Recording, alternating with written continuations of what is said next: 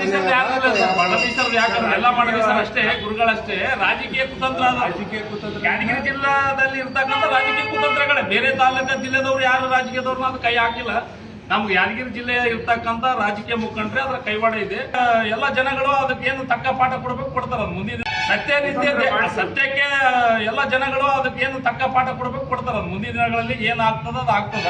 ನಿಮಗೆಲ್ಲ ಗೊತ್ತಿದ್ದೆ ಅಲ್ಲ, ನಾವು ಕೇಳ್ತೀರಿ. ನಿಮ್ಗೆಲ್ಲ ನಿಮ್ಗೆ ಯಾರ ಮೇಲೆ ಇಂಥವ್ರ ಹೆಸರು ಮೇಲೆ ಡೌಟ್ ಆಮೇಲೆ ಡೌಟ್ ಬಂದೋದಕ್ಕೆ ನಾವೆಲ್ಲ ಪ್ರೆಸ್ ಬಿಟ್ ಮಾಡಿವಿ.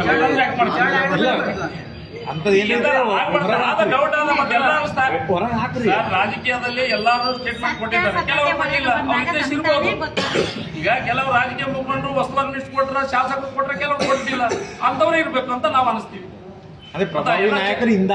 ಮತ್ತೆ ಎಲ್ಲದಕ್ಕೆ ಸ್ಟೇಟ್ಮೆಂಟ್ ಕೊಡಿದ್ರೆ ಇದಕ್ಕೆ ಯಾಕೆ ಕೊಡೋದು ಹೇಳೋದು? ಕೊಡ್ಬೇಕಲ್ಲ ಮತ್ತೆ. ಅವರು ಇವರಂತಲ್ಲ, ಸತ್ಯತೆ ಹೊರಗೆ ಬರಲಿ ಅಂತ ನಾವು ಅಪೇಕ್ಷೆ. ಅನ್ನೋದೇನಲ್ಲ, ನಾವು ಹೇಳೋದು ನಿಶ್ಚಯವಾಗಿಲ್ಲ. ಆದ್ರೆ ಇಲ್ಲದ ಪೋಷಕಕ್ಕೆ ಸಾಕದ ಅಷ್ಟು ಅವಶ್ಯಕತೆ ಇದೆ. ಯಾವುದೇ ನಾವು ಅಷ್ಟು ದೊಡ್ಡ ಮಾತಾಡದೆ ನಮ್ಮಲ್ಲಿ ಅವಶ್ಯಕತೆ ಇಲ್ಲ. ನಿಮಗೆಲ್ಲ ಗೊತ್ತಿದ್ದೆ ಅದ. ನಮ್ಮ ಗುಲ್ಮಡಿಕಲ್ ಕಡೆಯಿಂದ ನಾವು ಖಂಡನೆ ಮಾಡ್ತೀವಿ. ಅದಕ್ಕೆ ಮುಂದಿನ ದಿನದಲ್ಲಿ ಉಗ್ರ ಹೋರಾಟ ಮಾಡ್ತೀವಿ ಅಂತೇಳಿ ನಿಮ್ಮ ಮುಖಾಂತರ ನಾವು ಸರ್ಕಾರಕ್ಕೆ ಮನವಿ ಮಾಡ್ತೀವಿ.